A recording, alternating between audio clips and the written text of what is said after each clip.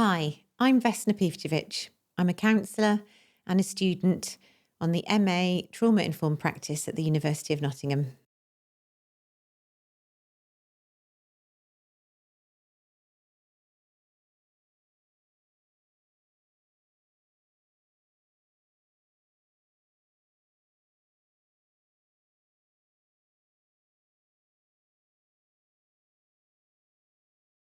Consent means saying yes because you really want to, not because you feel you have to.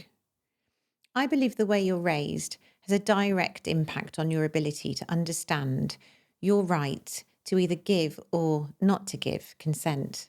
And this was certainly the case for me.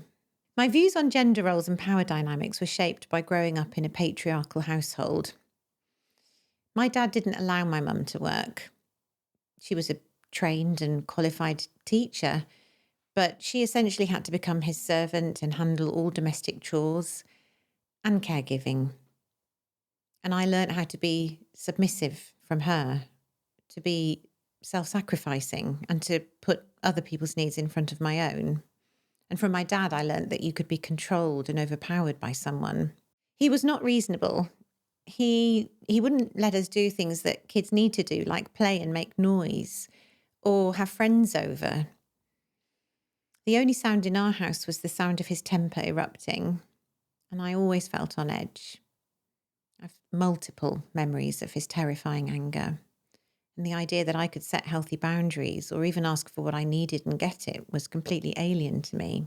My earliest memory is when I was 3 years old, and I was sitting on the stairs watching my mum up a ladder, hanging some 1970s wallpaper with a pattern of big roses.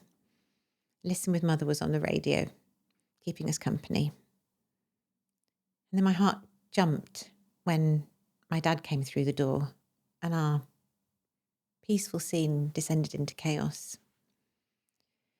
He ignored me. He went straight up to my mum. He inspected her work, which wasn't up to scratch for him, as usual. The roses weren't matching, and he exploded at her.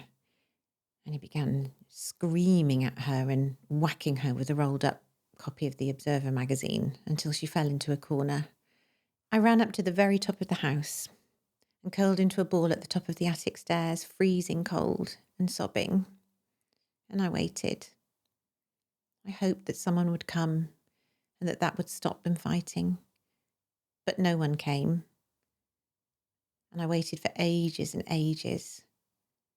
And then I realised that they'd forgotten about me. And it was really after that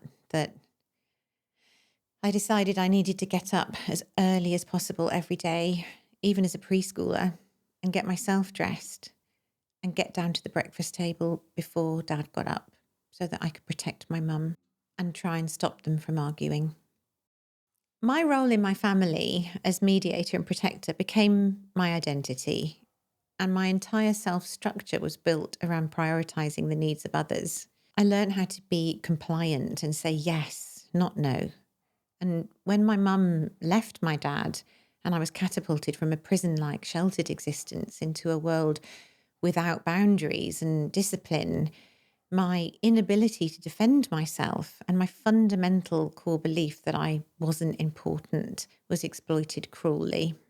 I never felt as though I'd be believed, as though I'd be taken seriously. And I thought all bad things that happened to me were my fault and that I was flawed. And I believe my story is all too common. We now know, thanks to landmark studies such as the CDC Kaiser ACE study in the late 1990s, that adverse childhood experiences, or ACEs, such as growing up around domestic violence, can have long-lasting consequences. They can increase the risk of survivors becoming victims or perpetrators of intimate partner violence. A study by Ports and Ford in 2016 made the link between ACEs, especially child sexual abuse, and sexual re-victimization in adulthood. Neglect, emotional, physical, or sexual abuse all hurt a child's ability to form a sense of self-respect and self-confidence.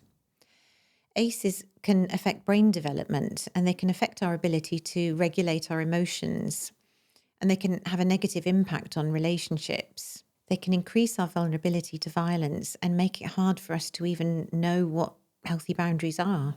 We simply cannot expect children to know how to protect themselves, and we need to be more aware of how our behaviour affects children in our care. The idea behind the Make Consent a Priority from Birth campaign came from not only my own experience, but from the reported experience of others who felt that they had no power, that they did not have autonomy as a child, and felt coerced by adults into behaving in certain ways or to endure abuse. I feel passionate about communicating this message to anyone who has children in their care. I want to encourage a dialogue about how we address our behaviour around children first, because they'll copy us, and also about how we address the subject of consent with children. So I'd like to leave you with 3 tips to think about how we can start teaching consent. Tell them your body belongs to you. This helps children understand they're in charge of their own bodies, and they don't have to give hugs or kisses if they don't want to. They can say no, even to adults, and model this by respecting their no immediately. Tell them, always ask before you touch someone. Teach them to check in, even in small ways, like asking, "Can I hug you?" and emphasise that consent is a clear yes, not silence or hesitation. Tell them, look, listen, stop if they say stop, or move away. Children will need help understanding social cues and emotional responses. So you can tell them that if someone looks uncomfortable or says stop or steps back, they must stop immediately. And also encourage them to speak up if they feel uncomfortable too. If we teach children the rules of consent early, in the home, in nurseries, in schools, we can increase their chances of them growing up into confident and happy adults.